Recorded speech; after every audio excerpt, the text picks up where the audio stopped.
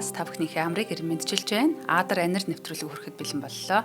Дугаарыг хамтран ажиллагчаар итгэл даах герман чанар хийт их болон хүссэн хөрөнгөө хүссэн улсаасаа Инвескор лизинг ивент итгэж хамтарч ажиллаж байна. Нэвтрүүлэг NTV Одмондөр радио 107 83.3 гэсэн хост телефоноор та бүхэндээ хүрдэгэ. За өнөөдрийн сэдэв бол тэнгэрт тулсан анхны хүн гэдэг сэдвээр ярилцах нь студид хөтлөгч Зандаа Урна хоёр ажиллаж байна. Өдрийн мэнд төргий. За өдрийн мэнд Урна. За жинхэнэ нэг хөдөөний боргил залуугийн хэв шинжийнхад илэрхийлсэн нэг залуу байгаа. Шинэ Зеландын тэр хөдөө нутгаас гаралтай маш бүрэг ичимхий, даруухан, өндөр туранхай, тэгэд зөгийчин мэрэгчлээ. Тэр хүн гівгэнтхэн тэр сүүдрээсээ гарч ирээд хүн төрлөختний өмнө тулгарч байсан хамгийн агуу тэмүүллийн нэг болсон дэлхийн дээвэрт гарах тэр сорилтыг хүлээн авсангүй. Зүрх зэрэг, тэсвэр хатуужл, тууштай зангийнхаа ачаар тэрээр өөрийн хэлэх дуртай үгээр илэрхийлбэл яг тэр мөг нам цогсон. Өөрөө тэгж хэлэх дуртай байхгүй. Үүнээс хойш тэр дэлхийн хүн болго мэддэг болсон. Тэгээ тэр олсон алдар нэр тэр хүндлээ хамгийн гол нь тэр насан туршдаа сайн үс зарцуулсан. Буюу Непалийн ард түмний тэр бүр бүглүү тэр тосгодын те аж амьдралыг сайжруулахад, боловсролыг нь сайжруулахад зориулсан. Тэдэнд гүнээ илэхтэй болсон мэт. Ийхүү тэр зөвхөн дээд амжилтын номоос хамаагүй давсан буюу үнэн мөнхөд орших үеийг үлдээсэнгүй юм. Тэгэхээр өнөөдрийн нэвтрүүлгээр бид дэлхийн хамгийн өндөр ууланд дэлхийн дээвэр дээр анх удаа авирсан хүн болох Сэр Эдмонд Хиллеригийн тэр амьдрал ололт амжилтын тухай ярина. Маш хатал явдалтай. За Эдмонд Персивал Хиллери олноо өргөсөн 9-р онд буюу нөгөө богд хаан тий 9-р онд буюу 1919 оны 7 сарын 20-нд Шинэ Зеландийн Окленд хотод төрсэн ба. Түүний эцэг нь болохоор Персивал Августус дэлхийн 1-р дайнд алба хаасныхаа хариуд газраа шагнагдсан байгаа. Шинэ Зеландд. Өөрөөр Шинэ Зеланд иргэн л дээ. Тэгэхээр бас гоё гоц ингээд дэлхийн 1-р дайнд оролцсон төлөө улсаас энэ газрыг одоо энэ чиний өмчөө гэсэн байна шүү дээ.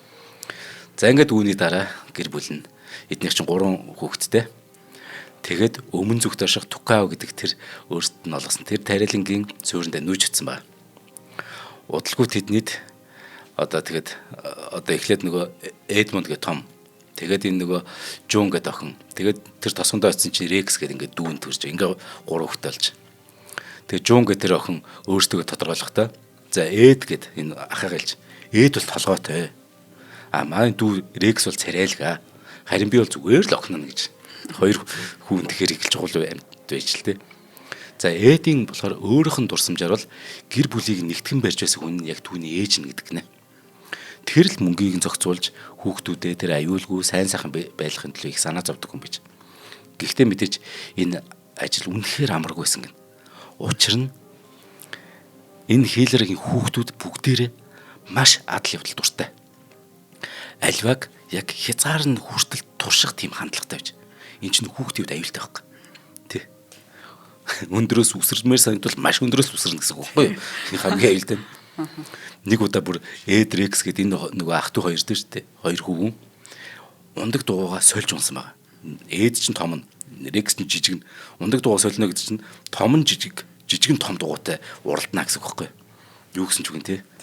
Тэгэхээр Эд өөрт нь хитрхи жижиг дуугаа унжаа. Харин Рекс нь өөртөө хитрхи томцсон дуугаа арай гэж бараг жолоож чадахгүй. Ингээд машин зам дээр уралдсан байгаа шүү дээ. Гэсэн ч нөгөө Эд болохоор ах нь болохоор дүүгээ өөрийг нь хөөж ирнэ гэдгийг мэдээд байгаа байхгүй. Аль аль нөгөө тууштай зан чанартай болохоор тэгээд хамаг чадлаараа аль аль нь жийж. Тэгсэн чи яг эргэлтэн дээр нөгөө түл чинь автомашинтай мөргөлцсөн. Эхлээд машины хамар дээр нь бүр ойгоод тэгээд дараа нь зам дээр шидэгч унсан гэж байна шүү дээ. Жолооч энэ дүүг нь буюу Рексийг бүр дайраад алчглаа гэж айсан ба. Тэр үед Эд болохоор юу гэж бодож байсан гэхээр энэ ундаг дуу маань нэвтэрчлээ. Аав одоо намайг зодон тоол гэж бодсон гэж. Тэр аав нэг шир юм байсан. Гэтэ энэ хоёр зүгээр шүү. За аав Персийн болохоор уул нь харьцангуй тайван л да. Гэтэ уур хилэндээ амархан тесэрч гэдэг хүн байхгүй. Түргүү ууртай. Гэтэ уурлах юм бол хамгийн гол нь том хүүдэл гар хүрнэ. Эцэд. Нөө гар хүрнж явах зүгээр уур хилэнгийн байн том хүн болчдөг. Хэдийгээр нөө зодуураас айдаг байсан ч гэсэн зүрүүд Эд болохоор өөрийгөө буруутай гэдэг хизээч хүлээн зөвшөөрч ч юм уу аавда тэр хүсэж байгаа таашаалыг өгөхгүй гэж шийдсэн тийм хүүхэд байсан. Миний буруу уучлаар гэж хэлдэг. Тэгэл зодуулсан ч хамаагүй, нүдүүлсэн ч хамаагүй. Тийм амар бид нэг сонин ир зэрэгтэй байхгүй. Гэтэ мэдээж дүүтэйгээ байн гөрсөлтөн. Аль аль нь тууштай болохоор. Тэгсэн мөрчлөл Эдийн харин бага насны ганцаардлаар дүүр өнгөрсөн гэдэг их сонин. Бага сургуульд байхдаа ч тэр нэг ч найзтай болоогүй. Босод хүүхдүүд гадаа тоглож байхад тэр болгож нэмэлтгчээл цаг зав зарцуулдаг. Аав нэг шахдаг л байж л дээ. За тэгэд гэхдээ ингэ шахсны хүчинд энэ түнд үеийнхнээс 2 жилийн өмнө ахлах сургуульд нисэх боломж олгосон байна. Гэхдээ энэ бас буруугаар ашигладаг. Яг тэгэхээр одоо тэр 2 жилээр төрүүлээд ахлах сургуульд орчих. Тэгэхээр тэнд байгаа хүүхдүүдээс хамгийн намхан нь хамгийн нас бага нь тий. За ингээд ахлах сургуульд орсноор тэр нэр хүндтэй Оклендийн дунд сургуульда ингээ галт тэргээр явна. Хамгийн гол нь чинэлэг айлын хүүхдүүдтэй хамт суралцсан ба. Энэ нь ахаал түүнийг улам л өөртөө итгэлгүй болгоцсон. Өөрөө чинь бүр гिचмгээ хөвт. Тэгэхэд нийгмээсээ тусгаарлагдах байдлыг нь улам гүнзгийрүүлчихэж байгаа. Хожим насаа ихснийхаа дараа Эд Оклендийн дунд сургуульд орсон эхний 7 хоногт тохиолдсон явдлыг байнга дурсдаг болсон. Тэр нь болохоор анхны яг биеийн тамирын хичээлдээ ангийнхантай хамт орсон юм л д. Өн чинь жоох хүүхдтэй юм чинь ангийнхнаасаа.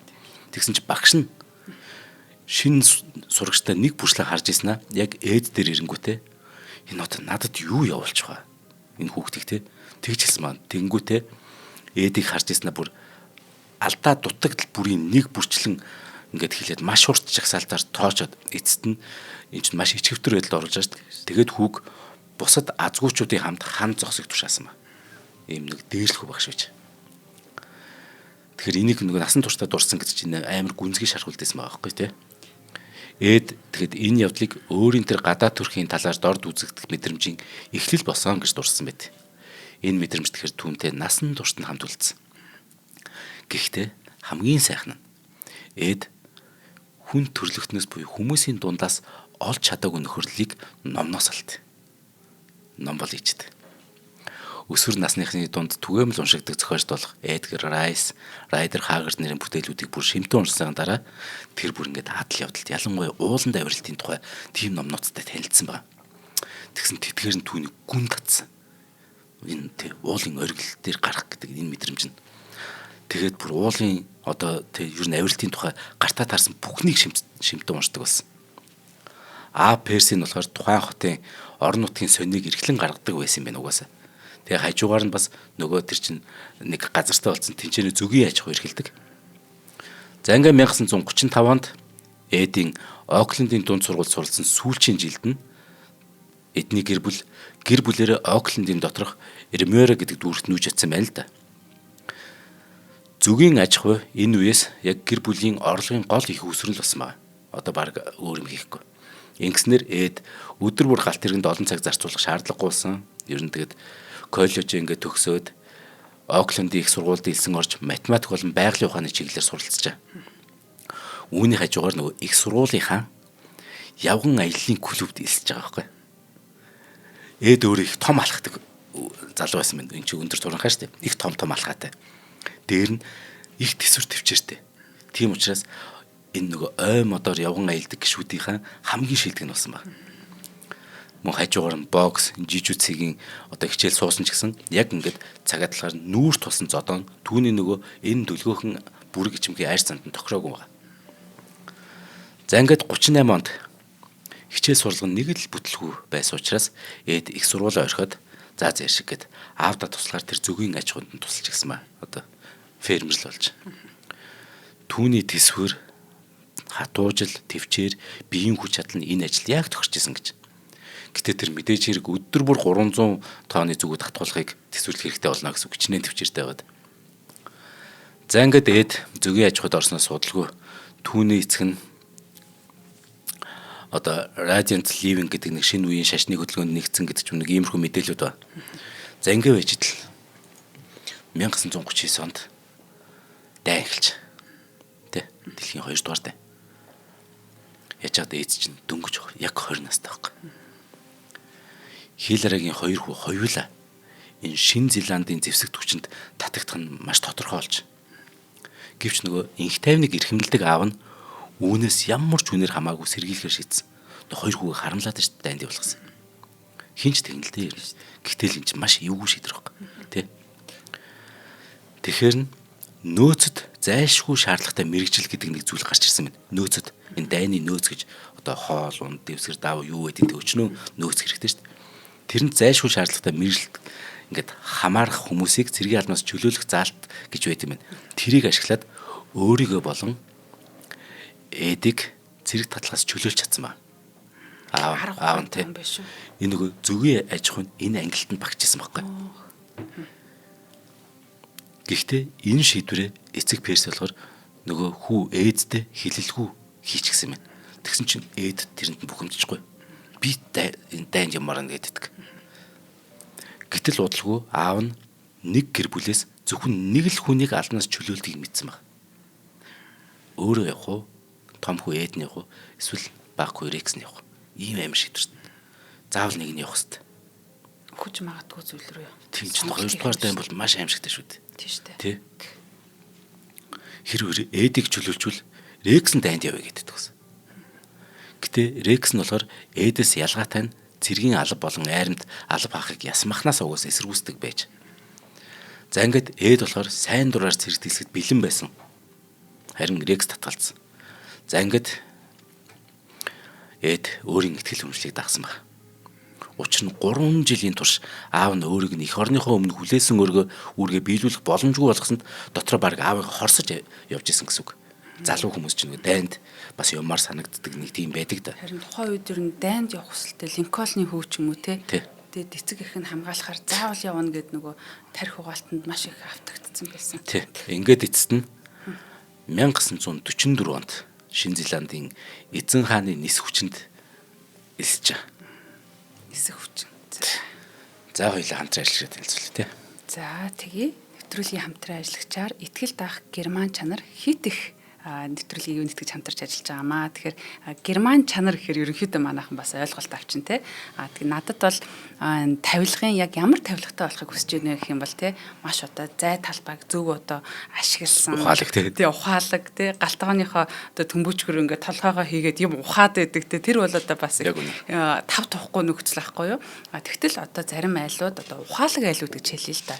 Ингээ гой тоочтой те дарангут ингээд жоохон түлхэнгут ингээд нээгдээ гараад ирдэг. Маш зөв таслага маслаатай тий. Тийм. Цэвэрлэхэд сонголт хийхэд нөгөө нэг ашиглахгүй цаад булантан тавьсан баг ашигладаг бол эн чинь ингээ бүгдээрээ гараад ирдэг бол тий. Эн чинь ингээд амьдралын юм гоё тав тухайг бүрдүүлж байгаа нь. Тэгэхээр ийм зүйлийг хийхин тулд энэ тавилгын нугас болон шургуулгын зам гэдэг юм уу энэ нөгөө тоноглол нэг чухал гэдэг юм байна л да.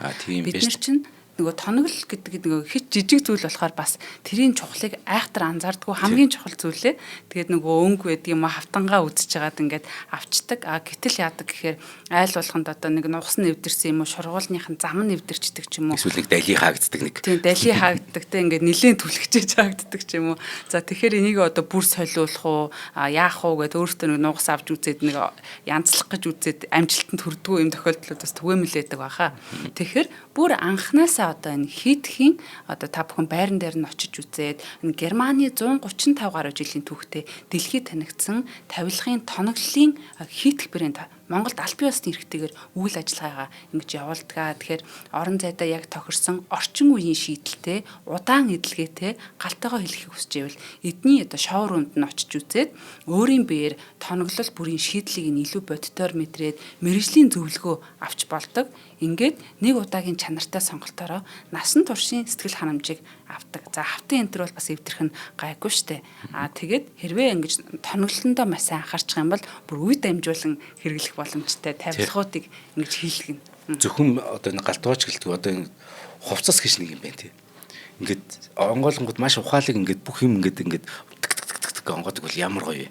Тэгвэл хувцас чинь өөрөө бас тий асуудалтай байдаг. Бид нар чинь нэг хуушнараас тэгээд нэг юм ингээд өлөгцсөн нөгөөдөл нь ингээд тий нэг гачи байдаг да. Тэдэг сая маа тэгээд найруулж үзүүлсэн тэр нөгөө хэтикийн юунууд нь ямар гоё би тэр хувцсны тэр шийдлүүд нь. За хэтик. Тэгэхээр та бүхэн маань одоо энэ тоноглол гэдэг зүйл нь бас одоо чанартай тавилгын үнд суурь нь болж идэг. Тэр дундаа герман чанарыг хитгийг сонгосоо гэж хүсэж байна. Хитг гэх брэнд байгаа. Хаан улд 3 дугаар хороо дизайн централ төвийн 201 тоот байрлаж байгаа. За шавар өмд нь очих юм бол тэгээд угаасаа ер нь авахаас өөр сонголтгүй болдог. За холбогдох утасны дугаар нь 77 77 тэг 4 56 95 95 тэг 4 56 гэсэн утсаар холбогдох боломжтой. За та бүхэн маань Facebook дээр бас дагаад аваад мэдээллүүдийн цаг алдахгүй авах боломжтой. Их баярлалаа. За Michelle Xbox Ярмгийн гүүр явах зам дагуу байт юм байна. За ингээд цаа чин тэ 44 онд дайнд явахаар болов. Гэтэ явахаас өмнө Шинэ Зеландын өмнөд аралд бэлтгэл хийсэн байгаа юм л да. Эдгээр ч угаасаа мэдээж бэлтгэл юм те. Тэгтээ Эд ясан гэхээр сүрлэг өндөр уустай анхуд авчирсан баг. Тэгээд тэр ганцаарчлсан хид хідэн авиралт хийж амжсан баг. Чи угаасаа баг багт нь өөрийг нөгөө уус түүнийг дуудаад байгаа шүү дээ. Ханган эд түүнийг хүрээ дэрээ гэдэг байгаа шүү дээ. Тэ? Экстрим юм чи энд байна гэдэг. За ингээд дараа нь 2884 метрийн өндөр мөнх цас Тапуануку болтой нүүрт болж байгаа. Энэ бол бүр заавал авирна гэж шийдээд 3 өдрийн чөлөө гуйж зогцуулсан байгаа байхгүй. Тэнд нам ханган эзэн дуудаад байна гэд. За ингээд багийнхаа гишүүнтэй хамт авирахаар тохирсон ч гэсэн нөгөө хүн сүлж юм шүү байсан юм. За мен боллоо наад шиг дийлэхгүй гэд. Ингээд ээд ганцаараа авирахаар шийдээд нэг найз нь түүнийг мотоциклаар ингээд төхүүлж өгсөн байгаа юм л. Цаа чин 3 өдрийн юутай штэ чөлөөтэй штэ. За ингээд мотоциклаар төхүүлж. За ингээд дараа нь тэр 8 км угаасаа одоо мотоциклж явах аргагүй болж штэ. Тэнгүүд ингээд 8 км алхаж чаад нэгэн фермийн байшинд очиж хонжоо. Маргааш нь дахиад 24 км алхаж чаад өөр нэг ферм шөнийг өнгөрүүлээд за ингээд уулууд авирч эхэлж. Тэр оргилд саадгүй үрээд аюулгүй буцаж ирсэн. За ингээд 3 дахь өдөр нь яг 32 км алхсны дараа замын машинд дайгдж ирсэн. Яг л амжилсан. За энэ анхны туршлагатай Эд бүр төвлийн баяртайсэн. Тэр анхны уулынхаа дээвэр дээр хөлөө тавьсан энэ. Түүнд үнэхээр бүр тийм гайхалтай мэдрэмж төрсөн. Ямар гоё юм бэ гэдэг. За ингээд цэргийн мэдрэмжийг авчлаа. Ялтын мэдрэмж. За ингээд цэргийн албандаа буцаж очиод Эд тэр номхон далайн арлуудад одоо энэ те газрын зураг дээр харж байгаа энэ арлуудад томигдсон ба. Дэлхийн дай учраас дэлхийд даярлуулж байгаа шүү дээ. За ингээд Эд гэхдээ тулдаанд оролцоогч хумхаа өвчнөр өвчлцсэн юм байна л д. Мөн түүний цэргийн замнал ер нь баг сүүрлэр төгсөх шахсан нэг явд болсон юм байна. Яасан гэхээр түүний сууж явсан онгоцных нь шатхуун дүүрэн тэр савн гимтэд гал авалцаад онгоц нь далай тосолцсон юм байна. Тэгсэн яг тэр үе цээж нүцгэн явсан Эд болохоор шатаж буй онгоцноос яг ингээд далаар яг үсрэх гэсэн чинь далайн давлгаа түүнийг нь ирж мөргөөд хөл алдчихгүй юу. Нөгөө тэр тэгэд шидэгдээд нөгөө яг гал гарч исэн гэс рүү шууд биеэр ингээд орчиж. За ингээд нөгөө галаас чинь арай гэж нөгөө хөл дээрээс тогч чадахгүй өнхөрж гарч өнхөрсөөр хагаад далаар ингээд үсэрч орсон байгаа ямар ч байсан. Гэтэ энэ хооронд 2 дугаар зэргийн түлхэлт бүр амар түлхэлт авсан ба. Ингээд далаар орно штэ. Гэтэл одоо эрг хагас километрийн цаанаадаг. Түлхэгдсэн биетэйгээд сэлсээр хагаад далайн эрг дээр арай гэж ирээд. Тэгээ ирээд тэр чи эзгүй нэг арал дээр л ирж штэ. Тэгсэн ингээд хааш яваа мэдгүй. Хав халуун наранд цээж нүцгэн түлхэгдсэн. Хав халуун наранд ингээд бүр километр алхажаад нэг суур басан байгаа юм. Ингэж очихд аль хэдийн түлхэлтийн шарханд бүр хэцүү болсон. За ингээд түүнийг Гвадалканал гэдэг одоо арал дахь эмнэлэгт хүргээд бүр морфин болон антибиотикоор эмчилсэн байна. Тэгэхээр маш хүнд шарх авсан. За ингээд эмчнэр хэлж. За чи бол бүрийн эдгэргээд хідэн сар болно. Хэвтэрт бол чи хідэн сар бол босож чадахгүй гэд. Гэтэ энэ чинь Эдмонд Хейлер явахгүй. 2-7 хоногийн дараа босоод алхаад эхэлж юм чинь. Тэгээд өөрөө тий бүр ийм бие чангатай байхгүй. Онцгой төвчээртэй онцгой тий. Ер нь онцгойч бие махбодтой байж магц тий. Тэгэл тэгэхэр чи нөгөөдөг чинь ингээд эмнэлэгт ингээд өөдөж өгөх гээд тий өөдөж өгөх гээд байгаа байхгүй. Тайван сууж чадахгүй. Тэнгүүтээ нөгөөдүүлс гоод би тий гэртээ очиод өөрийгөө эмчилмээр тэгвэл баг илүү хурд идэрнэ. Тэгээ эмчнээс гуйж уужаа зөвшөөрөл аваад за ингээд түүнийг Шинэ Зеланд эцэн хааны нисэх албад хүчний албанаас чөлөөлөд гэрт нь буцаасан байна. Энд чи армаас чөлөөлөгдөх ёстой шүү дээ. За тэгээд чи ер нь дайнч бас ингээд бас нэг тал руу шувтарч байгаа тийм ер нь. За ингээд түүний гар биеэ зориулах маш их хичээсэн дайн цэргийн албаныг иймэрхүү байдалд өнгөрч. За гэртээ ирээд ээж чинь зүгээр хөвцөж өнгөрүүлэх бодлого. Тэр чинь уул нь бас эмнэлгийн юутай хүн шүү дээ тий. Акцтай хүн шүү дээ. Ажилдаа шууд орохыг хүссэн. Аавас. За би юу н ажиллаа хийе гэд. Нөгөө зөгөөг л хариулах гэдэг шүү дээ. Гэвч аав нь аль хэдийн өөр ажилчид авчихсан, фермэнд томорцсон, зөгөө аж ахуйц түүнд бүр сул оронтой байгааг болохоор за тэгвэл яах вэ гэд шинэ боломж хайгаад энэ чинь өмнөд арал руу нүүж. Яг Шинэ Зеланд гэдэг бол умард арал, өмнөд арал гэдэг хоёр том арлаас бүрдсэн байдаг те. Тэрний өмнөд арал руу нүүчих. За тэнд ч бол нөгөө уулархаг сайхан шүү дээ. Тэр чинь уул руугаал явж байгаа байхгүй яг үндэ. Тэндээ мэдээж хэрэг Шинэ Зеландын уулан давирагчдын клуб дэлсээд дараагийн хэдэн жилийн турш өмнөд арлын тэр байдаг бүхэл одоо өндөр уулынхаа оргилд авираад жинхэнэ уулчны ур чадварыг эзэмсэн ба. За ээд мэдээж бусадтай хамт авирдаг байсан ч гэсэн ээд л ганцаараа үргэлж яг тэр оргилд хамгийн түрүүнд хүрэхийг хүсдэг гэсэн. За ингээд 1949 онд нөгөө Жон гэдэг одоо нөгөө дүүн ч юм уу те их чин ч юм уу дүүн ч юм уу нөгөө систер тэр нь ингээд гэрэлж байгаа. Тэр жил аавынхын зөгийн балны ургац бүр онцгой сайн байсан. Тийм учраас ээдэг Европ руу аялуулах зардлыг нь аав нь даасан баг. Харин Европт байхдаа ээд мэдээж боломж болгоныг ашиглах бодож тэнд ч юу Альпийн нуруу. Альпийн олон гоё те оргилууд байгаа. Одоо бидний мэддэг одоо Альпийн нурууны нэг гоё оргилуудыг Эйгэр гээд зураг болгон дээр л үүдэг. Тэр Эйгэр чинь харахад л уулч хүний чинь татна өстэй. Хүрээ дэрээ хүүмэн гээл. Эйгэр болон цаа чинь авирсан. Энэ бол юу Шинэ Зеланд байдгаас хамаагүй өндөр бүр огцом хаттай тийм уу шүү дээ. За ингээд тэрэн дээр гарчиж. За ингээд Европт байхдаа ээд өмнө нь хамт авирч байсан Жорж Лоугаас нэгэн захидал авд. Европт байхдаа ш.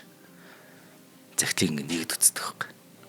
Тэгсэн чинь Шинэ Зеландын уулчтын баг Гимлайн нуруунд явган аялал зохион байгуулж дэлхийн хамгийн өндөр оргил болох Эверест давирах боломжийг судлахаар төлөвлөж байгаа мэдгдсэн захидал байна. Энэ оргил өмнө хинч амжилттай хүрч чадаагүй шүү дээ. Тэгэл лоо болохоор яасан гэр тэр захианда хэлэрэ чи үүнийг сонирхож чинь гэсэн баг. Тэгсэн чинь хоёр хүү гэсэн. Эргэлзээгүй тийм гэдэг.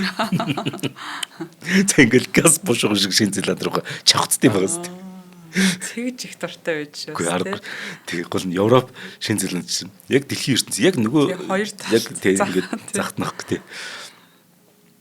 За ингээд ууланд авиралтыг үүднээс авч үзэх юм бол 8848 м гэдэг бол Эверест оргилд амжилттай авирах шиг тийм агуу сорилт энэ дэлхийн хаач байхгүй. Энэ юу нь бол маш өндөр. Нөгөө хүний барьсан хамгийн өндөр барилга чинь л одоо 1000 хүрдэггүй шүү дээ. Тийм 8848 гэдэг чинь бурхан минь. Эннээс дээшиг тэнгэрт яг тулах зэг чинь л энэ байхгүй одоо. Ер нь зүгээр.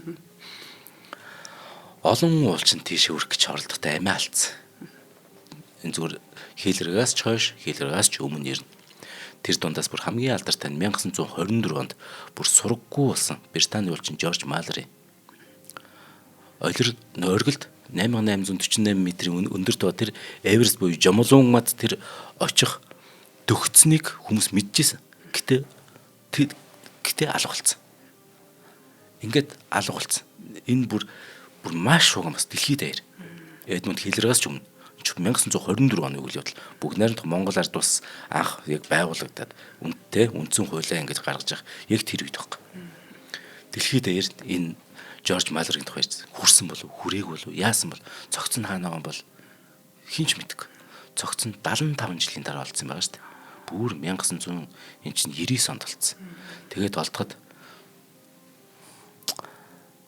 700 гаруй метр л үлдсэн байсан. Тэгээд цас мөсөнд хадны завсар хавьчуулагдсан. Тэгээ олдчих. Цогцыг нь саяхан олцсон. Тэгэхэд тэгсэн чинь 1924 онд авирсан шүү дээ. Халаасанд нь бол фотокамер тавьсан мэдчихэв. Гэтэ тэр нь байгаагүй байхгүй. Тэр нь олдоогүй. Тийм учраас үнэхээр авирт яг хүрсэн болов бууж ахтаа эсвэл осолцсон болов гэдгийг тодорхойг.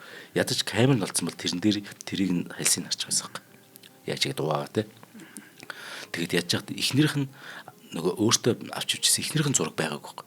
Тэгэхээр эхнэрх нь зургийг эсвэл оргил дээр ингэж хадгалчаад буус юм уу үгүй юм уу гэд ингээд одоо хүртэл маш эргэлзээтэй. Гэхдээ нэгэнт л энэ чинь яг оргил дээр гарсан баталгаа байхгүй учраас гараагүй л гэж үзнэ л те. Гэтэ ийм алдартай. Нэг 24 онд бас явдал. Гэтэл одоо бид нар чинь 50-аад оны тухай ярьж байгаа байхгүй. За ингээд 1950 он буюу Эверестэд авирах орлогын түүхэнд эргэлтийн цэг тохиолдож. Тэр жил яасан гэхээр Непалийн засгийн газар энэ ууланд өмнөд талаас нь буюу өөрөөр хэлбэл Непалийн газар нутгаас авирахын зөвшөөрч. Өмнөх экспедицүүд болохоор дандаа төвдийн талаас хойноос нь дайралт хийдэг гэсэн. Энэ удаад урт талаас нь дайралт нөгөө хийхийг Непалийн засгийн газар зөвшөөрч. Гэхдээ Непалийн засгийн газар жил бүр зөвхөн нэг улсад нэг л удаа орлого ирэхийг гэж. Бүр тийм Бүр тийм. зөвшөөрөлтэй юм Тий. тий. Нэг улсад нэг орлого. Тий. Нэг улсад нэг бол жилд нэг л удаа. Нэг л улсад гэнэ. Жилд нэг л улсад юм уу? Жилд нэг л улсад нэг л удаа энэ нөгөө дайралт хийх тэр орлого хийхийг зөвшөөрнө засгийн газраас нь. Тэгэхээр энэ жил одоо чинь Шинэ Зеланд сонгогдсон бол дараа жил одоо Швейцарч мөн Герман гэж явчихна шүү дээ. Тэгээ нэг л удаа. Ингээд Шинэ Зеландын багаас гадна Британий уулчдын баг ч гэсэн Эверест дээр авирахаар төлөвлөж байна. Гэтэ энэ чинь ингээд яг нэг баг л болно гэсэн үг байхгүй утга нь. Ер нь Британчууд л явах те. Энэ чинь нөгөө Британий хамтын нөхөрлийн орнууд болохоор энэ Тийм л дээ тий. Тэгэхээр чинь бас тий. Британчууд Шинэ Зеландыханд хамтрах санал бүхий захидал илгээсэн ба. Гэхдээ тэр урилга нь танахаас 2хан л уулчин оролцсон шүү гэд манай багтай. За ингээд одоо хэн явах вэ гэдэг асуудал гарч ирж байна Шинэ Зеландаас. Нэрээ нилээ ширүүн хилцүүлгийн болсон. Яг тэгвэл бас хүн болгон би ямар нэг ийм болно шүү дээ мэдээж тий. Уулчин болгоны чинь хамгийн том өрөөдлөмж. Ингээд илт давуу чадвартай уулчин гэж үнэлэгдэж байсан болохоор Эд мэдээж сонгогч. Хажуугаар нь Эрл Ридфорд гэдэг. Энэ хоёр сонгогдоод Британий экспедицид оролцох Шинэ Зеландын төлөөлөгч нь болж. За энэ удаагийн аялал нь оргилд хүрэхээр чиглэсэн тийм нэгдмэл дайралт бол байгаагүй мөн. Харин тагнан судлах шинжтэй тийм экспедиц. Тэгэхээр эхлээд ингэж нэг те энэ удаадаа за яаж гарах уу гэдгээ урчилж зүгээр хараад би өөр юм биеэр очиод ингээд юу болдгийг мэдрээд тех зоригтой л төлөвлөгөө гаргах юм байна л да. Экспедицийн ахлах Эрик Шиптэнтэй хамт авирч явахдаа Хиллари оргил руу хүрэх өмнө нь мэддэгдээгүй шинэ гарц байж болзошгүй тийм асар удам нууц хөндийг олж хард. Урд нь хин чиний харж байгаагүй байх нь шүү дээ. Европчуудаас ч юм уу тий. За ингээд за энэ нэр бас байж болох ингээд за ингээд бүгдээр буцаад гэрээш таарцгаасан. Багийнхан салаад дараа жил за одоо дахин ирцгээе гэд. Ингээд тохиролцсон чинь гэвч дараагийн буюу 1952 оны авиралтын эрхийг нь Швейцарын экспедиц төгсдөг байхгүй. Непалийн засгийн газар. Тэр чи одоо эднэр ч оролцох. Тэгэхээр британчууд чинь Шинэ Зеландын бүрэлдэхүүнтэй хамт 1953 он хүртэл хүлээхээс аргагүй бол ингээд бид нарт өгчгээ ахаад гээл те. Тэгэхээр за ингээд 1953 оны дайралтын төлөвлөгөөгөө тэгэхээр эднэр чинь Швейцарчууд тийшээ авирч явах хугацаанд Лондонд жижигхэн офстой бүгдээр босруулж төлөвлөгөөг. Төлөвлөгөөг нөгөө Эрик Шипт удирж исэн.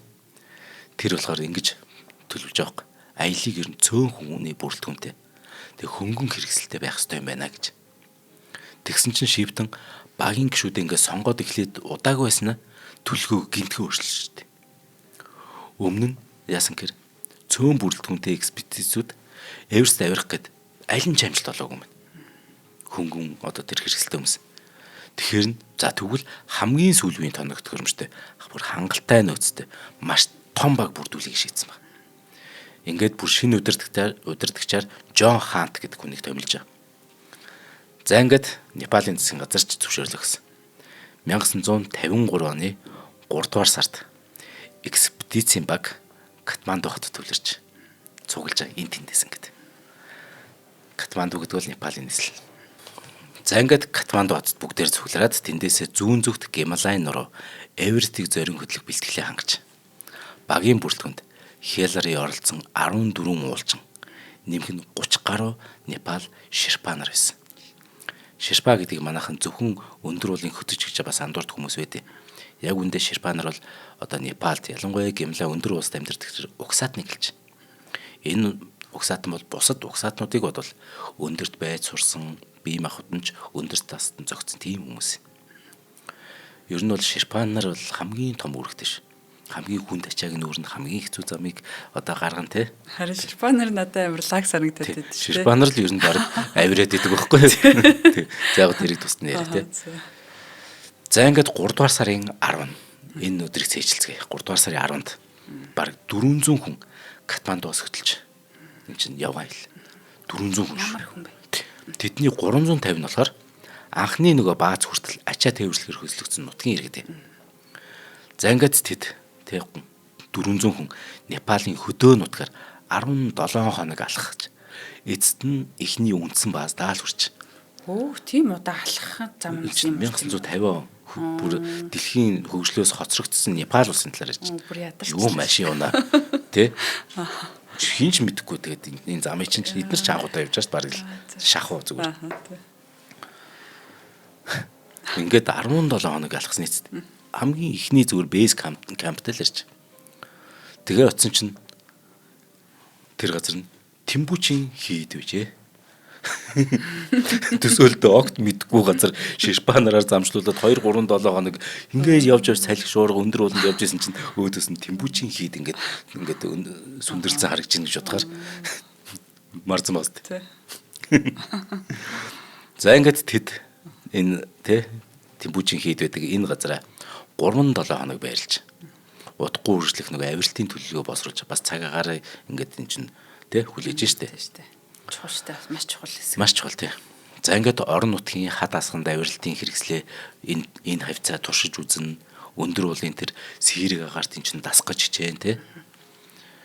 За ингээд 4-р сар ихээр үндсэн баазыг буюу Тэмбүчийн орчмоос нүүлгээд Мөсөн голын дээд хэсэгт орших нуурын хажууд байрлах нуурын бааз гэдэг 2 дахь үндсэн бааз руу шилжүүлж байгаа. За одоо 4-р сарын 13 болж сар өнгөрлөө гэсэн үг. Катмандугаас гараад 13-нд удирдлагын өмнө анхны том сорилт тулгарч. Нөгөө удирдагч хаант 4 хүнийг түүний дотор хиларыг сонгоод Хумбу гэдэг нэртэй мөсөн нуранг хэмээх тэр бүсийг судлуулахар явуулдаг байхгүй. Энэ нь бүр ингээд маш том байшин шиг том хэмжээтэй мөс ингээд цулаараа байж байна. Тэр нь гэхдээ ингээд хагарч марцсан тий анцавтай шаржигнан дуурсан тийм маш аюултай бүс байхгүй. Ер нь далайд хөвдөг тэр асар том мөсөн бол Эверестийн дунд хэсэгт нь ингээл байж байгаа гэж ойлгож байгаа. Уулчид араас нь ачаа тээш үүрэн ирэх нөгөө шипануудад аюулгүй гарц нээх хэвээр. Уулчид маань эхлээд явах хэвээр байхгүй. Тэгээд нөгөө шипан нар чинь өчнөө юм авч явна шүү дээ. Тэгээ хоол унд хувцас хэрэгсэл өчнөө юм ер нь осмос гэд. Тэр эхлээд уулчид энэ замыг яваад аюулгүй болгоод тэгээ шипанаар ирэх хэвээр байхгүй. Тэр мөсөн хөндлөөр одоо хид хідэн ингээд түр лагер байгуулаад нөгөө уулчид маань явна гэсэн үг. За ингээд толгоон уулчид маань Хумбу тэр мөсийг нэвтлээд түүний дээр дээд биед нь ингээд бааз байгуулсан баг. За энэ үед л яг хэлээрээ бүр эцэс төгсөлгүй ирч хүчтэй. Онцгой биеийн хүчтэй гэдгээр бүгдийг гайхшруулсан. Яг одоо бүгд ойлгож байгаа юм. За энэ бол бүр онцгойгүй юм байна гэдэг. Нөгөө зүгээр Шинэ Зеландаас 2 хүн авчирсан юм биш юм байна. Энэ бол гайхалтай. За ингээд 4-р сарын 26-ны өглөө. Буюу юм чи маш олон хоноод байна гэсэн үг шүү дээ. Одоо бүр тэг 3 сарын 10-нд гарсан юм шүү дээ. Одоо 4-р сарын 26-ны өглөө Эдмонд анх удаа Ширпа өөрийнхөө ширпаалга Дэнзэн норгойтой хамтдаа авирчаа. Дэнзэн норгой. Нөгөө өөрийнхөө шир. Төвд нэртэй ягаад нөгөө. Дэнзэн норгойгийн өөрийнх нь ном байдаг шүү дээ. Би Монгол хүн болохоор гэдэг үг их ашигладаг шүү дээ. Энэ бүр тустай Дэнзэн норгойн талаар тустай бүр юу хийхээр. За ингээд Дэнзэн норгой хамтаар авирдаг байхгүй. Тэдний зорилго нь нөгөө өмнөх жилийн Швейцарын экспедицэн байгуулсан яг дээд лагерт хүрэх явдал. Тэгэхээр Швейцар ямар ч гэсэн бас нэг газар тий ингээд нэг бааз байгуулад тэгээд буцсан байх нь шүү дээ. Тэнд одоо очих хэрэгтэй байхгүй. За ингээд олсоор холбогдсон хоёр ир. Одоо хоёулах нь. Тэр нарны элчид нөгөө зөөлөрч шигцэн гүн нойтон цасыг ингээд тууч явж маш хэцүү газараар хэдийгээр ингээд тий цангаж байсан ч гэсэн тэд хоорондоо мэдээж ингээд маш сайн уйлдаа тод бадаа ажиллана шүү дээ. Тэгвэл энэ чинь амь насны тухай ярьж. Ингээд арай гэж швейцаруудын байгуулсан лагерт хүрээд очсон чинь тэднийг гинтийн бэлгүүлээд. Юу юм бэл? Хамтран ажиллагчаа танилцуулъя. Энэ хоёрыг бас яаж ойлголцож байсан юм бол гэж бодогдож байлаа. За, нэвтрүүлгийн хамтран ажиллагчаар хүссэн хөрөнгөө хүссэн улсаасаа Investcore Leasing эдгэж хамтарч ажиллаж байгаамаа. Тэгэхээр манайхан ч нэг гадаадд ажиллаж байгаа маш олон монголчууд байдаг. Солонгос, Америк гэд тэ дийлэн хамгийн их үүд нь байдаг. Тэгээ тэнд амьдрахаар бид нар ч нөгөө бэлэн мөнгө явуулж чадна. Бусад бүх эрхүүд маань хаагдчихдаг байхгүй тий. За одоо нийгмийн даатгал төлчиж одоо зээл авдаг юм уу, лизинг авдаг гэх мэт одоо энд эдгээр чи хязгаарлагчаар маш одоо ийм хүний гар харсан ийм байдал руу ордгоо. За одоо сонгуулал өгөх эрх маань хаагддаг болохоос тэд очихоор ер нь хэцүү байдаг. Тэгэхээр гадаад ажиллаж амьдардаг ч одоо Монголдо орон сууц автомашин авахар төлж байгаа хүмүүс байвал наашаа анхаарлаа хандуулаарай. Гадаад дэдэг монголчууд маань эх орондоо санхүүгийн үйлчилгээ авах одоо ямар ч боломжгүй юм нөхцөл төрдөг. Тэгэхээр энэхүү асуудлыг цогцоор нь шийдвэрлэж чадсан Investcore Leasing гэдэг компани iLease лизингийн үйлчилгээг та ер нь сонсч ирсэн үү? Тэгээ гадаад ажиллаж амьдардаг монголчууд маань гадаадд олж байгаа орлогоо нотлуулан хүссэн хөрөнгөө лизингээр худалдаа авах боломжтой. Тэгэхээр нийгмийн даатгалд ирэхгүй та хэрэг орлого олж байгаа чинь үнэн бол одоо лизинг зэрэг үйлчлэгэнд хамрагдах боломжтой байна. За Солонгос, Япон, Америк, Чех зэрэг одоо дэлхийн 10 улсад өөрсдийн агентуудтай тул та өөрийн амьдарч байгаа улсаасаа шууд одоо уулзаад мэдээлэл авах ийм боломжтой байна. Тий одоо нүүр тулж уулзна гэсэн үг шүү дээ амар зүгээр. Гэхдээ тэн тарийг Монгол хүн байж гэнэ гэдэг чинь айгүй амар байгаа байхгүй тий. Тэгээд би тэр байшинг амар байгаамаа би тэр газартай холбогцоо ингээд өөрхөн орлого нотлуулаад тэгэл зээл гарч байгаа юм шүү дээ. Маш амар. Тэгвэл хэрхэн лизингийн өсөлтөд илгээх юм болоо гэж сонсогчид нар бас бодож байвал iLease CGMN гэсэн вебсайт руу та материалуудаа бүрдүүлээд лизингийн өсөлтөд илгээхэд ажлын 1-3 хоногт шийдвэрлэн өгч байгаа юм байна. Дэлгэмгүй мэдээлэл авахыг хүсвэл iLease CGMN гэсэн вебсайт болон 72 тэгтэг 27 тэгтэг гэсэн утсаар холбогдох боломжтой. Хүссэн хөрөнгөө хүссэн улсаасаа за Боингийн зам дагуу IC Tower-ын 12 давхар тэдний офис байрлалдаг юм байна. Тэгээд Facebook-ээр дагчвал бас их амар байдаг те. За iLease CGMN 70 тэгтэг 27 тэгтэг утсуудаар та бүхэн маань холбогдох боломжтой.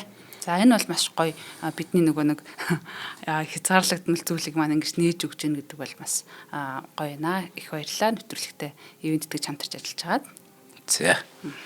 За ингээд Эдмунд хэлээрээ Дэнзэн Норгой хоёр арай их Швейцарын кампт хүрсэн чинь тэнд гинтийн бэлгүүл хийсэн. Тэр нь швейцарчууд зарим нөөцөө үлдээсэн байсан. Тэр дотор нь маш хамттай бяцлаг байсан. Үгүй нэрэ гэдэг шиг тийм хүнс чинь чухал шүү дээ. Тэгээ бас гоё амттай байх чинь тийм. За ингээд цаадуул чинь буцаад нөгөө за тэрийг ингээд явах замаа ингээд судалсан тийм. Ингээд яаж явах уу гэдгийг мэдсэн. Тэгээд үндсэн бааз руу буцаж байгаа юм л да. Ингээд буцаал доошлоо шүү дээ. Доошлох бол өсгөөсөө аюултай шүү дээ. Яг тэр үед хэлээрээ Дэнзэн Норгойд 1 цагийн дотор буцаж чаднаа би гэж сайрхсан баг. Дэнзэн Норгойд хэлээрээ сайрах чинь үү? Тий. За. Тэгээ ингээд бүх зүйл хийвээ явж исэн ч гэсэн хэлээрээ нэг том мөсөн ан цавыг үсрэм гарахаар шийдсэн баг. За ингээд нөгөө талд нь яг үсрэм гарсан ч гэсэн яг ан цавын ирэмгэн өөрөө нураад гинэт доош гусаж эхэлж маш ингээд яг л чөлөө тултаар. Тэгсэн ч хувь заяа нь Дэнзэнгийн гарт орчиж байгаа юм. Хоорондоо осоор холбоотой. Аз болоход Дэнзэн Норгой үнэхээр гарамгаа болж. Тэр даруй мөсөн сүхээ одоо тэр нөгөө сүхээ яг мөсөнд яг загалцсан байна.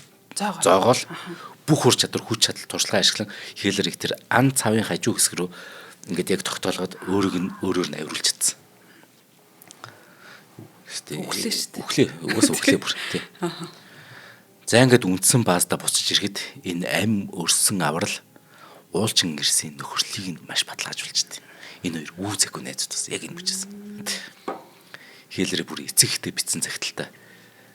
Тэ бит хоёр бол энэ аяллийн барсууд буюу цастуулын цагаан барсууд ирвсүүд боллоо гэж бичсэн байдаг хэрэг. За ингээд тэд хүч чадал ир зөргөө үнэхээр тод харуулсан. Энэ тэднийг бусаддаа бид ер нь тэ Эверестийн орилд хүрч чадах юм биш үү гэдэг найдварыг бүгдэнд нь өгд. Энэ хоёрын хязгаарыг үзүүлэх гэж тий. Яг энэ хоёрын тэр ур чадвар, ир зэрэг хүч чадал, төсвөр төвчээр энэ багийнханд яг тий итгэл найдвар гэдгийг бодох хязгаар байхгүй тий. Яг үнт. За ингээд дэш авирч. Одоо ахаад 1 сар авирна. Яа тийм үү? Үгүй дээ. Сая бид нар чинь тий. Амар гоос тий. Амар юм байна. За ингээд 5 дугаар сарын сүүлчилж. Одоо нэг 3 сарын 10-нд Катмандугаас гарсан бол одоо 5 дугаар сарын сүүлчилж байна. 2 сар хагас өнгөрч байна гэсэн үг. За ингээд 5 дугаар сарын сүүлчээр энэ тэргүүлэгч уулчид Лоцен оргилын ханан хажуугаар авирч ханаа хажуугаар тэгээд Эвересийн одоо хамгийн харгас хамгийн хүнд нөхцөлтэй хэсгүүдийн нэг болох Өмнөд Колм гэдэг газар ирдэг байхгүй. Тэнд тэд 7 дахь лагераа байгуулж. Катмандугаас эхлээд явган аялаа эхлүүлсэн гэвэл 2 сар гаруй хугацаа өнгөрсөн. Анхны баазаасаа гарсан гэх юм бол сар хагас өнгөрч гээд аваад. Эндээс л тэд 7 дахь кампаасаа яг оргил руугаа хамгийн эцсийн дайралтаа хийх. За эхний орлогыг хийхээр хэнийг сонгосон гэхээр Эдмонд Хиллерийн Дэнзэн норгой хоёрыг сонгодгүй. Өөр хоёр хүнийг сонгодог байхгүй. Тэд ингээд сонгогдоод өмнөд оргилыг эзэлчихэд тэг буцаж ирдэ. Өмнөд оргилыг гэхдээ ярихгүй болохгүй л дээ. Жинхэнэ оргилоос ердөө 100 метрийн нааны 8848 бол өмнөд оргил чинь 8749 байхгүй. Бүр тэр дээр гарцсан болж байгаа юм. 99 метрийн зөрүүтэй. Өмнөд оргил Эверест хоёр чинь. Тэгээ нөгөө хоёр чинь өмнөд оргил дээр буцчаад хүрээд ирсэн. 100 м чинь тэндүү одооны 100 энэ нөгөө яг тэр өндрийн тэр 100 бол 10 км шүү бүр. Маш хэцүү 10 км шүү. Бүр 1-2 өдөрч болно. Энэ чинь аим шиг тийм.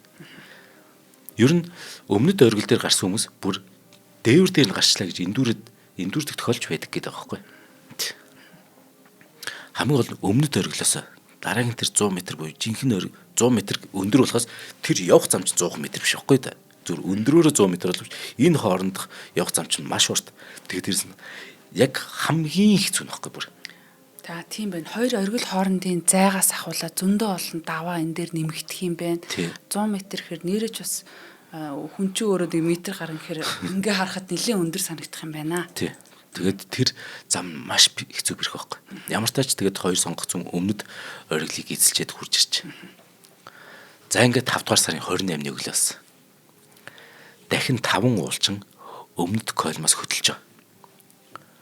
Толгойд яваа 3 уулчин оргилд 3 уулчин ба. Харин яг оргилыг хийн эзлэх вэ гэдэг тэр хин сонгогдсон гэхээр Эдмонд Хиллерийн Дэнзэн норгой хоёр сонгогдсон. Тэгэхээр урд нь нөгөө 3 нь яваад тий шат мат гарган зам бэлтгэх үүрэгтэй. Тэгээд тэрнгээр нь нөгөө ирч явж хаад нөгөө 3-ыг орхиод яг дээшээ хамгийн сүүлийн дайралт хийх байхгүй. За ингээд орой болсон. Эдгээр чи өглөө нь явж байгаа. Орой болоход нөгөө 3 ч нь бүх юма бэлдээд буцчаа. За одоо энэ хоёрт бүх зүйл үлдсэн. Одоо өөр туслах юм байхгүй. Хоёулах нь. За ингээд Хиллерийн Дэнзэн нар Эверестийн тэр өмнөд оргилийн тэр доор тэгш бус мөсөнд тавцсан дээр майхна барьж. За дараагийн өглөө бол 5 дугаар сарын 29-ний өглөө. Өглөө 6 цаг 30 минут гэхэд оргил руугаа яг эцсийн авиралтаа эхлүүлэхээр одоо хөдөлж байна. Маш огцом налуугаар авирч явхад гадаргын цас нь хөдлөөд бүр Хиллерийг хамт доош гусуулчихдаг хөөх. Яг ингэж нөгөөдөгдөх. Ахаал яжаад хүчил төрөгч нь дуусгах гэсэн. Яг тэр мөчөд хоёр уулчин хадрахаг хамтаа ингэж нэг тулгарсан баг. Хадруу ингэж за шууд авирчих гэсэн чинь хитрхи гулгамтай байсан. Нөгөөдг нь. Бүр зүгээр ингэ те яг ингэ зүгээр л нэг тойл болсон л баг мөс гэсэн үг те. Гуталт нь болон зүүсэн тэр мөсөн шигдэг төмөр шүдэг байгаа ингэ. Гуталт нь кремпон гэдэг лээ. Тэр нь яжгаад бацтай барьц өгөхгүй байсан ба. Тэгэхээр тэд өөр гарц хайх хэрэгтэй бас. Эн чинь бүр одоо маш хэцүү нөхцөл байдал байхгүй. Хүчил төрөж дуусгаад тэр хүүтэнд яаж авирах вэ? Харин асар хүүтэн гэдэг миний сэтгэлийг их зовоожсэн. Энд дээрээс нэг төр төгтөхгүй байгаа гэдэг тий. Асар хүүтэн шүү юу? Зүхмэр санагдаад тийм авирахаач хүүтэн санагдаад. За Хиллер ингээд хаданд наалцсан нэг цасан хөмсг корнайс гэдэг. Нэг иймэрхүү юм гэдэг нэг салхишууранд ингээд он жилийн эцэст ингэж жаад нэг ийм нэг дахиу болсон. За. Тийм нэг корнайсыг ажигладаг байхгүй анзаарчтай. Тэр нь ингээд баг зэрэг салаад хад ба мөсний хооронд дээш сунсан тийм нэг ан цав үүсгэсэн байна. Хиллер тэр ан цав руу мүлхэн ороод тэнгуүдэ уртлын хаднаас яг өөрийгөө арай гэж зурж жаад өөрийгөө цааш татдаг байхгүй. Алдаал бол зүгээр үхээ. Үрд тэр цас мөсөнд тэгээд нөгөө 75 жилийн дараа олно гэсэн үг. Яг үндэ. Энэ хоёрт одоо нөгөө хамгаалтын осмос гэсэн юм байхгүй. Хоорондоо холбоотой гэхдээ ингээл хатанд ингээд явах дээр чинь бас бэхлэл явна л да. За ингээд мөсөн зоогдох гутлынхаа тэр төмөршүүдээ мөсөнд гүн шигтгээд тэр нөгөө корнайс буюу хөмсгний дээд хэсгийн ан цаварш ингээд шахаж гарч ингээд чаддээ. За ингээд дэнзэн дөхөөгөөд дагуулад ингээд авируулж Эдмонд Хиллер уртал нэвч. За ингээд цаадуулч нуруугаа дагаад ингээд арай гэж урагшилж. Сантиметрээр л урагшлна гөр. Оргил харахыг тэмүүлэн алхасаар л байсан. За ингээд бүр Хиллер цааш үргэлжлүүлж чадах хэсэгтээ бүр эргэлцсэн ба. Энд чинь ямар тууштай юм бэл. Яг ингээд эргэлзээд ер нь ингээд бүр хэцүү юм биш үү гэд яг тэгхийн даван дээр толгоогоо өрөөд харсан чинь цаахан бүх талаараа ингээд огцом унчихсан. Яалж явахгүй цаст оргил нүдэнд тусч. Гарцаа байхгүй оргил. Хиллерийн хожим ингэж дурсан байт. Мөсөн сүгээрээ ахаад хитгэн л цохилт. Ядарсан ч гэлээ одоо хитгэн алхам. Тэгээд би дуудлаггүй дэлхийн оргил дээр зогсож байлаа гэдэг. Яа ямар гоё юм бэ? Яа. Аха. Одоо тэр шантрах юм те. Одоо тэр хоёрт баяраа тэмдэглэж зураг аваад дэлхийн хамгийн гайхамшигтай гар утсыг мэдрэх цаг л болцсон. Тэд оргил дээр тэнгэрт толцсон. Ингээд бууж ирсэн амжилттай.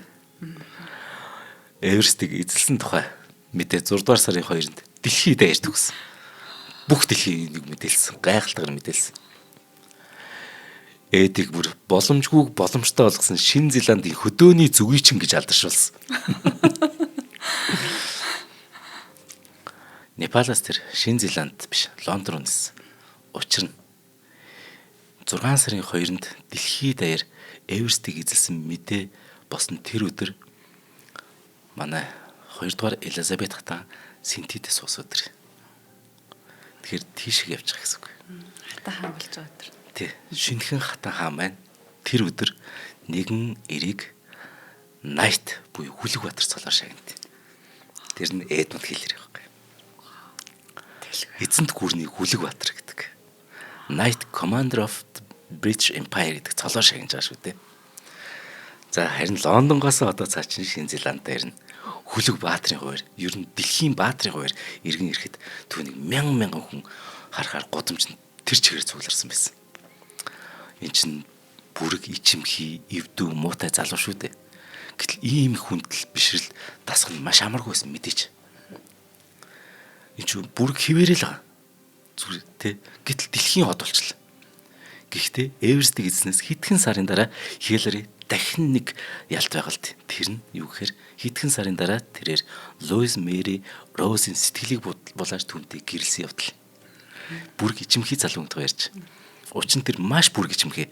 Тиймдээч гэрлэх саналыг хадам ээжээр дамжуул өгсөн гэж байна шүү дээ. Гэтэ тэр намжилттай болсон. Тэгэхээр эн чинь бүр Эверестийн оргилд гарахаас их зүйлийг чадсан байхгүй. Энэ гэрэлтээс хожим 3 хүүхэд төрсөн бүр. Питер, Сара, Белинда нар. Питер бүр аавынхаа замлыг даган уулчин болоод 1990 онд өөрөө ч Эвересттэй оргилд хүртээ. Гартай. За ингээд Хиллери болон Дэнзэн нураа нар цаашиж авиралтай үргэлжлүүлээд Хиллери бүр дараагийн 10 жилд Гималайн бас өөр маш хэцүү 10 оргилд гарсан байт. Жинхэнэ төрмөл болчих юм да. Тэрч бүйл зүгээр ууланд авирах шиг бүр 1958 оны 1-р сарын 4-нд тэр Антарктид руу экспедиц удирдах яваад өөрөө удирдаад галзуу юм байна бүр. Бүр 1912-нд болсон маш хэцүү аялал болох маш эмгэлтэй нэг аялал байдаг байхгүй. Роберт Фалкон Скоттийн тэр маршрутыг даган яваад өмнөд төвөл бүр дэлхийн өмнөд цэг дээр хүрсэн шүү дээ. Шинэ Зеландчууд мотор тээврийн хэрэгслээр бүр Антарктидын гүнд хүрсэн анхны баг болсон. Энэ аялалд Эдмонд болохоор трактор жолоодон оролцсон байгаа юм бүр. За ингээд Хиллери хожим Шинэ Зеланд улсын бүр албан бус тэр илчүүлж хуурсөө мэдээж. Хаан л тэр Шинэ Зеланд гэхээр Эдмонд л байна шүү дээ. Бүр 1970-аад онд тэр Антарктид руу хийдэг Air New Zealand гэдэг тэр аялал жуулчлалын нислэгүүдэд тайлбарлагч хөтчөөр бүр ажилладаг болсон байна. Ингээд 1979 оны 11-р сарын 28-нд Эдмунд Хиллери Air New Zealand 901 гэдэг нислэгт хөтөж тайлбарчаар ажиллахаар товлогдсон байсан ч гэсэн гинт өөрт нэг ажил гараад энэ ажлаасаа чөлөө авчдаг байхгүй. Оронд нь түүний найз энэ ажилд нь томилогддээ. Air New Zealand 901 гэдэг нислэг бол түүхэнд маш алдартай. Гэтэ харамсалтай гараа. Яг тэр өдөр тэнгэр газарт нийлдэг. Яг тэр үеэр ингэж яваад юугаа аваад алдаад маршрут алдаад уул мөрөгчдөг байхгүй. Энд нь 257 алтан хүний ам энэ алга болт. Энэ нислэгт Эдмунд Хиллери уул багтсан байсан боловч яг нэг ажил давхцнаас болоод найз нь энд суугаад найз нь хөрх амиа алдсан. Ямар сони юу. Аимшигтай сүрлийн бол. За ингээд он жилүүд өнгөрөгдсөн Хиллери нөгөө Непал руу улам олоуда буцаж очдог. Тэр сэтгэлийн юу татаад байна гэхээр тэнд сайн үсээ ингэ хиймээр санагдацсан. Одоо тэр өөрийг нь алдаршуулсан тэр нутаг усны тэр Шерпа нарын амьдрал, ер нь тэр Непалийн амьдралыг харж байгаа. Зингийн иргэн тойрон голом өсгсөн гэж нэг. Яг үнтэй. За ингээд Шерпа нийгэмлүүд зориулаад өөрөө тэр хөрөнгө босгох, тийм дэлхийн од учраас хөрөнгө босгож чадна шүү дээ. Тэгээ барилга одоо байгууламж цэцэрлэг сургууль барих тэнд бүрэн анхаарал хандуулт. 1960 он гэхэд тэр Гималайн Траст гэдэг сан байгуулад аслагдсан Гималайн бүс нутагт маш олон сургууль, маш олон эмнэлэг барих ажлыг хийд. Ямар сайхан сэтгэлтэй юм бэ. За ингээд байн Непал руу явж байгаа тийм. Мэдээж бас гэр бүлийнхэн ч явна. Тэгсэн 1975 онд 56 настай Хиллерид маш аимшигтай мэдэрч. Тэр мэдээ нь юу гэхээр эхнэр болон охин Белиндаа Непалд түүнтэй уулзахаар нисэж явахдаа онгоцны ёслоор амиа алдсан байт. Эхнэр нь охин. Маш харамсалтай. Гүн гашуудалд авсан Хиллери өөрийгөө тэр барилга байгууламжийн ажилдаа бүрэн зориулсан. Гэвч хамгийн сонирхолтой нь Эдмунд Хиллери өөрөө өндрийн өвчнөд. Дэлхийн хамгийн өндөрт гарсан.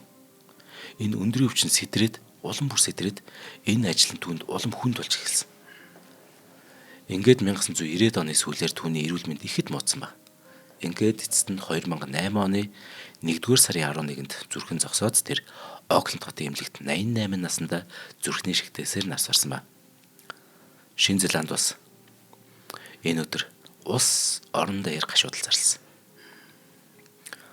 1-р сарын 22-нд бүр төрийн оршуулга зохион байгуулж түүнийг яг Тэнгэрийн оронд нь үдэж гаргасан.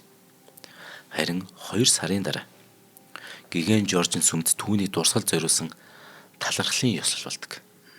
Сүмийн гадна хин ирсэн гэхээр Непалийн гүрхаа зэргүүд харуул зогсоод өөрсдийнх нь энэ ард түмний амьдралыг сайжруулахын төлөө асар их хийсэн гүн хүндэтгэл үзүүлж. Тэгэхээр Эдмунд Хиллери бол зөвхөн Тэнгэрийн дэлхийн дээвэр дээр гарсан хүн төрлөختний тэр бүр яг дээвэр дээр байсан хүн байгаа байхгүй. Тийм биш үү? Тэ. За нэг.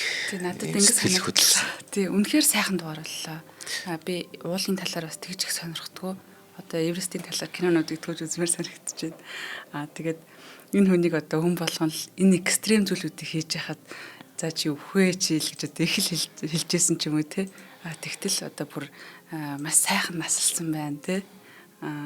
Тэгээд нэмэх нь хүн ерөн зүгээр ингээд нэг жоохон давуу талаа ингээд өнгөлсөөр байж чадах юм бол амжилтанд хүрч чаддаг. Тэг хүн өөрөө бас ингэж те нэмэх нь юм сайхан сэтгэлтэй байх юм бол ингэж гоё үүрт мөх дурсаад нь. Тий. Дээрээс нь манай Дэнзэн оргоо маань ямар гоё юм бэ. Харин тий. Маш сайхан дугаарлаа. Баярлалаа цамтай. За баярлалаа орно. За нэвтрүүлгийн ивент тэтгэгчээр Итгэл даах герман чанар хит их болон хүссэн хөрөнгөө хүссэн улсаасаа Инвест Корлизинг ивент тэтгэж хамтарч ажиллаа. Нэвтрүүлэг НТV Одмондөр радио 107 83.3 гэсэн остолгоноор та бүхэндээ хүрэлээ. За студид Зандаа Орно хоёр ажиллаа. Дараагийнхаа тренераар эргүүлцгээе. За баярлалаа.